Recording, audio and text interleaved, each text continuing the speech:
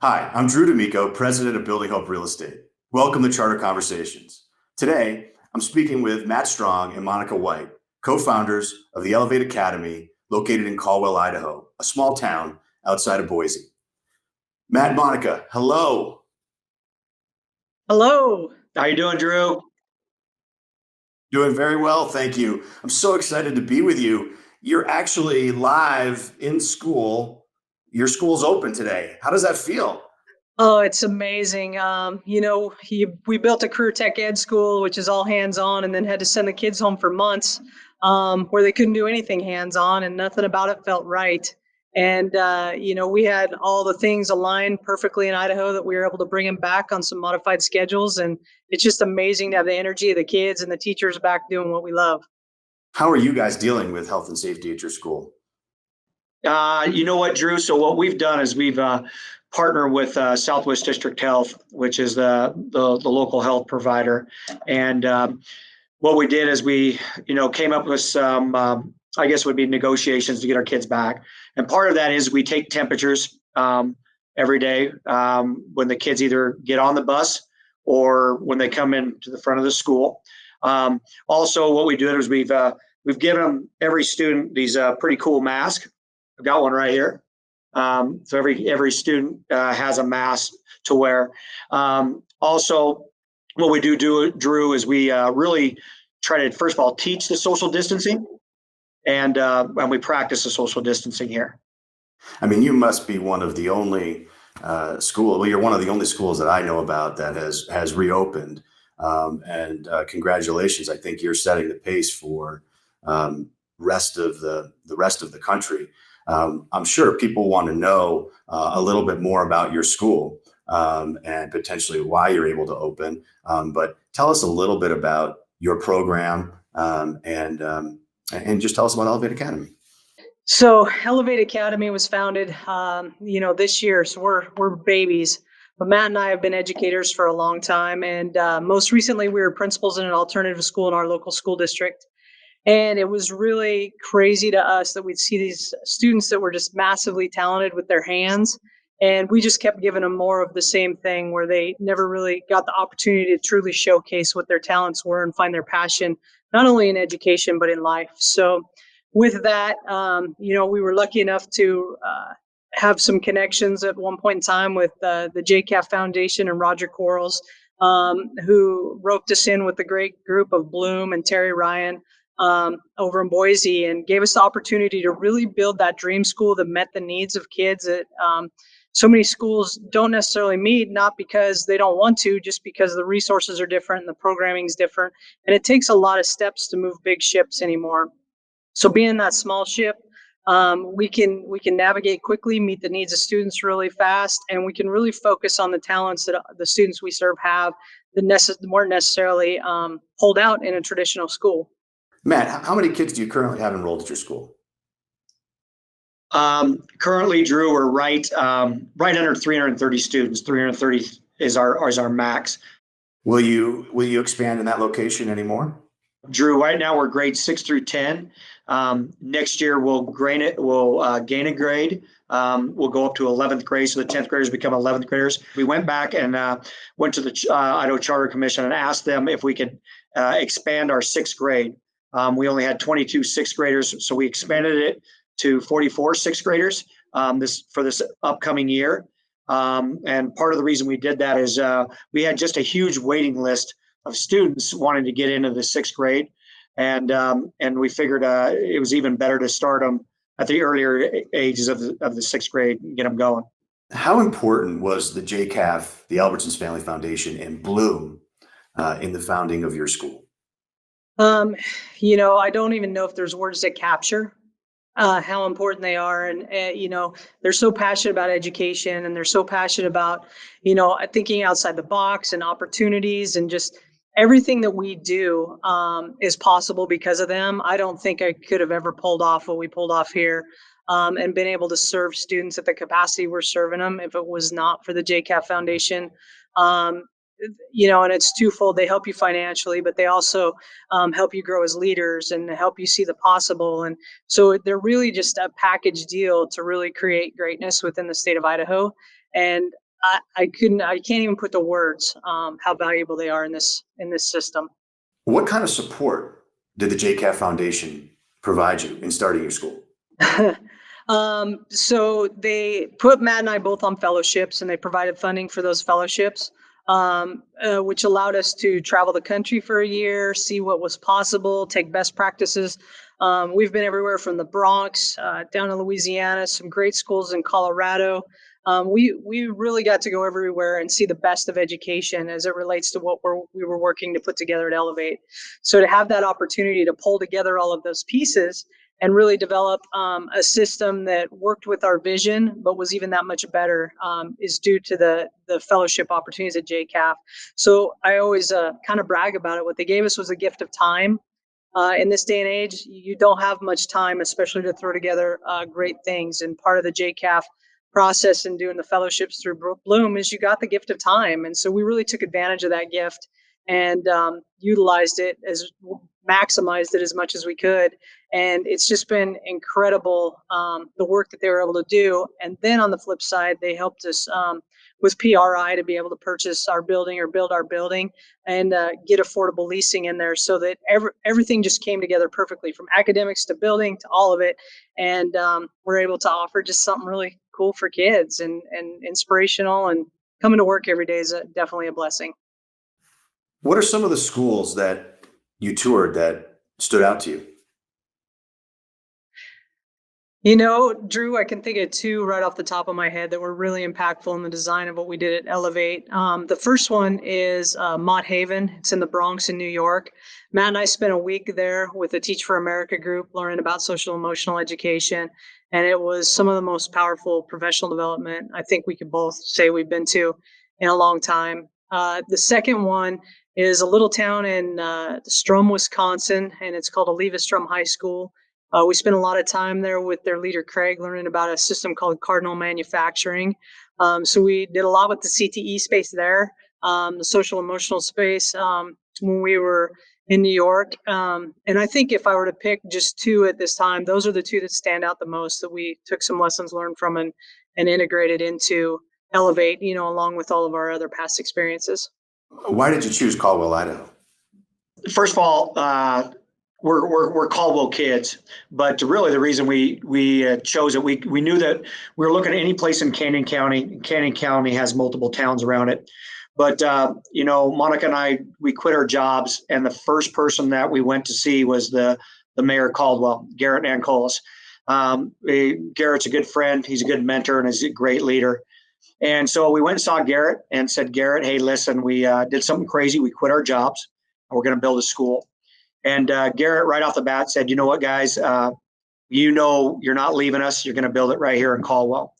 And also, the part of us building Elevate Academy and being an at-risk school was the location of where we built it. Caldwell has worked really well with the urban renewal process in Caldwell, Idaho. Your school is located in, as you mentioned, a redevelopment area. Tell me about the process of getting from, where you're going to locate to getting a building. What was this public-private partnership like? First of all, was that we chose an area that needed help. And like Garrett said, our mayor, he's like, why not put a beautiful school in a location that we can help families and hopefully build around it. And so the other part of it is, Drew, is that the career technical world in the industries in Caldwell has really grown. It's really taken off. And one thing Garrett did during that time, he said, hey guys, when you're building this, you think you know what you're going to do, but you really don't. So what you need to do is really need to go research it. And so Monica and I went to the industries and honestly, the people around Caldwell, even though we actually knew quite a few of them, but we really asked them, hey, what do we need? What do we need to get going?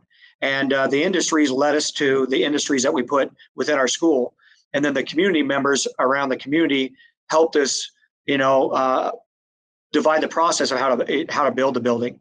So one thing that's really cool is that we went to every person that built this building is right here, Valley, what we call the Valley, around the Caldwell area. because we could have had people come in from outside, hundreds of miles away to help build our building. But we went to the steel people. We went to the people that are doing our brick, from doing all the land, all that. We got those folks right here around a Caldwell area. And when we had these meetings, we asked them all, hey, when we're building this thing, knock 10% off, help us out. And it was great to see how the community jumped in with Elevate Academy to build this. So you have the building blocks, you have philanthropy, you have a student population that you're targeting, and you have a public-private partnership and community coming together. Where do you take that next? Yeah, Drew, I can completely see us moving forward. In fact, in development right now, we're looking at two additional campuses opening in the year 2022. One just down the road in Nampa, Idaho, and then one about 7 hours north of us in the Coeur d'Alene, Post Falls area. We've had initial meetings with some city leaders. There's a lot of hunger for this different way to work with students that are traditionally disenfranchised in the school. To truly make Elevate work, it has to be exactly what you said, though. You've got to find the students that want that type of education. You've got to have the community involvement, and you really have to base the school on the trades that are in that community where students can essentially graduate and have jobs once they leave school, if that's what they choose. Now, if they choose a different path and to go on, that's great.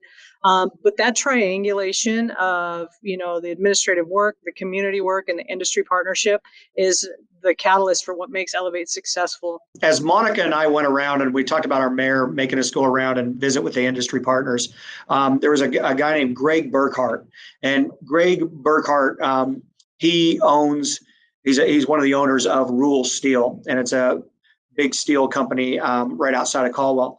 And what Greg did, though, he brought in a bunch of industry folks into this big boardroom and sat down with Monica and I to talk about education and what the industry, or what we need to do to help the industries and the future workforce. So like in the welding shop, if we need a substitute, Drew, the substitutes, we don't call a sub. We call Rural Steel and say, get us a sub, because our welding teacher can't be there. And they actually send welders to our shops. Same thing with EMT. If our gal from in EMT class cannot be here, we get an EMT from the Canyon County paramedic. And so that's been something that's been really cool with our programs, is the partnering with these industry folks. And part of that too, we're talking about when a kid gets a certificate with an Idaho certificate, not only going to get an Idaho certificate, they might get a certificate from a gentleman that is a welder at Rural Steel.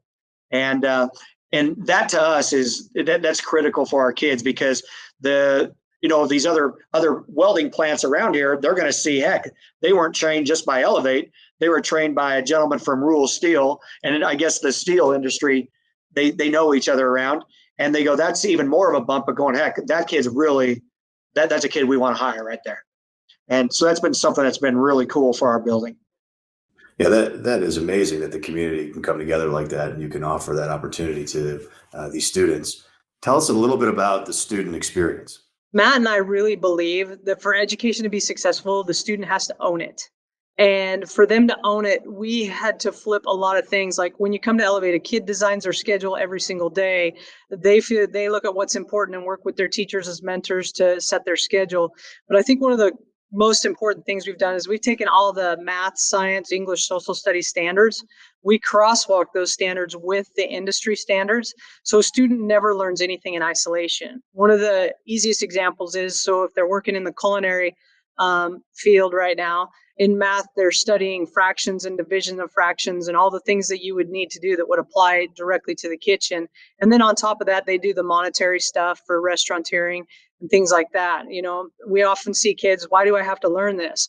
Well, in Elevate, they learn it in the classroom, they go and apply it in the trade. And so everything we do is purpose driven for students. So nothing's in isolation. So we're teaching them to take ownership and responsibility, own their own education and their journey through the educational world, and then making it very relevant and meaningful for them. And the goal is we graduate every kid with 2 industry certifications and a high school diploma. So They find a passion. They're very marketable. They've got the skills to go on if they want.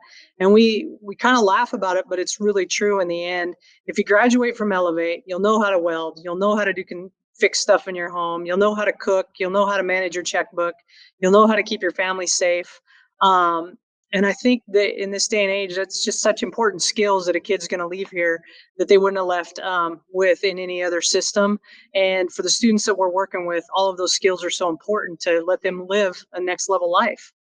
When our students come in here, we call it a culture training, and I know our students are coming back from a 3-month little break, with March coming back from COVID-19, and we're even seeing with our students right now. Gosh, we got to get back to culture train, and part of that culture training is being professional. And so our language we speak within the building is when kids go, "Hey, what's a dress code?" We say it's being professional. When kids, talk about, "Hey, what's my boundaries within the classroom?" We say, "Hey, just be professional." And that conversation with students, between teachers and parents, and then they start thinking about, hey, what does that word professional mean?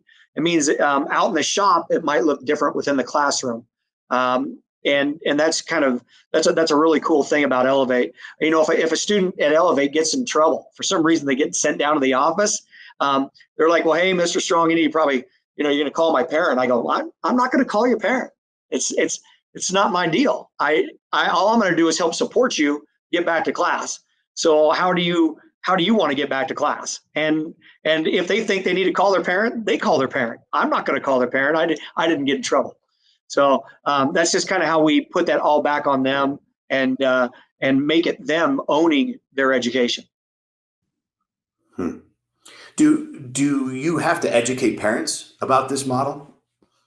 I'm glad you said that. Absolutely, we do, and that's part of the fun piece of it. We're educating our students, but we truly are educating our parents. And a lot of our kids and parents, they've come from education that failed them for whatever reason, and so we flip that. We try to flip that model and flip it on them and saying, "Listen, we're here for you. You take advantage of it." But on the other hand is, what can you do to help the process? So what we do is right off the bat, we do within weeks, we try to make phone calls to parents and say, "Parents, hey, we love to have your kid. We love them here at Elevate. This is what they're doing. That's great." And because most of the time they're getting phone calls that it's negative. And for us, we want to turn it into a positive, and it is a positive. So how do you really engage parents? How do you really get them involved? I have a parent group. We call it a PAC. We call it PAC. It's Parent Action Committee. And the parent group, they come in and we just talk. And we talk about what we can do at Elevate and what they can do. And I get a feel from the parents. We do it all the time with our kids, but we do it with our parents. And so one thing I did, I'm going to look down here. It says, we asked them, give what a successful graduate or student looks like to you parents, okay? And this is what the parents gave me. They said, we want our students to be confident when they leave here. We want them to mature, obviously. We want them to understand what the community needs. We want them to be able to get into the workforce. We want them accountable, self-motivated. We want them to have life skills. We want them to be responsible, self-confident, or self-sufficient, I'm sorry. We want them to have grit, and we want them to have direction. And what I did, I asked the parents, I go, "You don't have anything else for me?" And they go, "No, we don't." And I go, "You guys, you don't want us to educate your students?"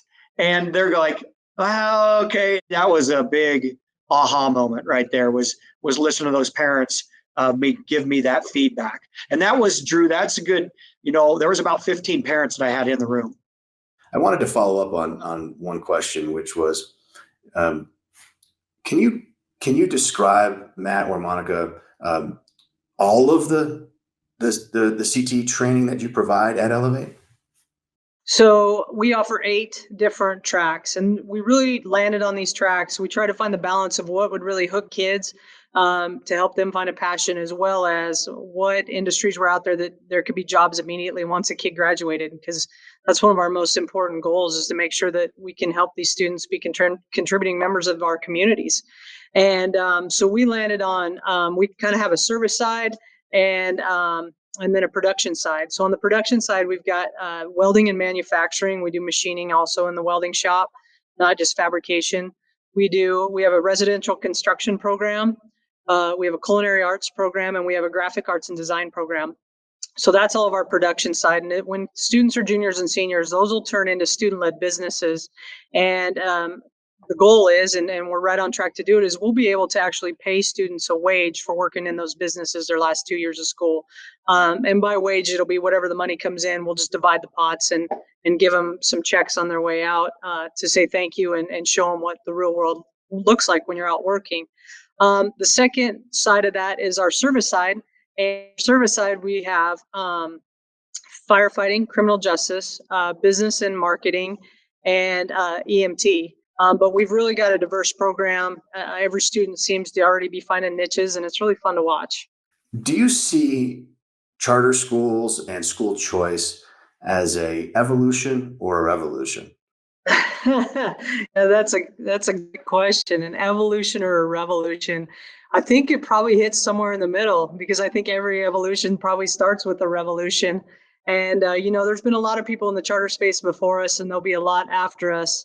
But what the charter space did for us, for our students, is it really just created a place for innovation, and innovation in an area where the experience many students were having wasn't working. It's definitely a catalyst for innovation in education, and I think that that's where it holds the most power.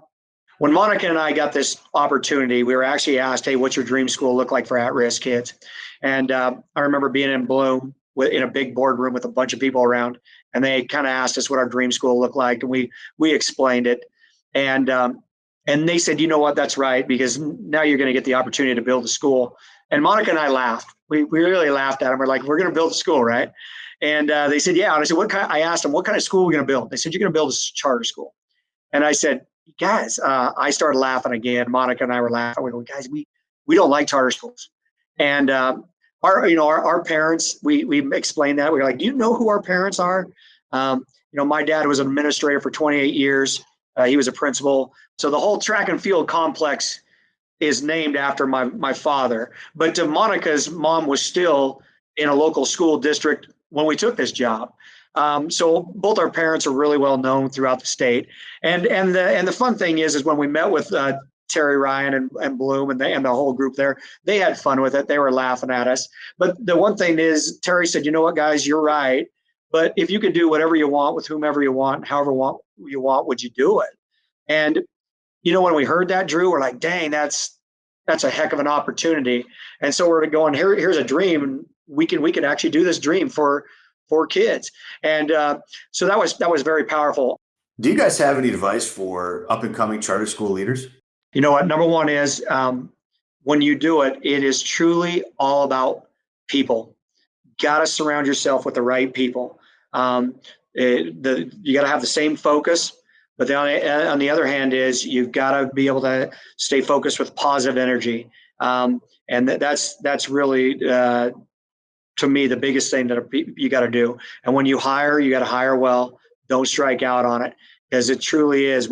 Monica and I couldn't do any of this without our teachers. Our teachers are amazing. And so I think it's truly about people. There's so many directions we could go with this, but I would say the first one is don't ever lose your North Star. When you do the work, people will push and pull you in many different directions. And it's so important that you stay focused on the kids and the mission and the vision behind why you even want to build a school and take it on. And then the second thing that I think got Matt and I through this whole process and to the point where we're just working on this amazing school is every single time there was a barrier, when we came out on the other side, we were actually better off than we would have been the first time. And so it's just that, some people might call it grit or whatever the buzzword is right now, but it's just that tenacity to keep going regardless of the barriers, to know that in the end, whatever work you put into it's worth it. And those barriers are there for a reason, and it's to make the system better as you get the system put in place. And so I think that's my two big pieces of advice I'd leave new school startup leaders with. Matt and Monica, thank you so much for joining me and talking today. Congratulations on the reopening of your school. I hope that everybody stays safe. And it's just exciting to know that we are slowly reopening and that you guys are leading the charge in the country. Thanks again for the chat. Thanks, Drew. Thanks, Drew. Thank you for joining Charter Conversations. I hope you find them as inspiring as I do. Join us again next time.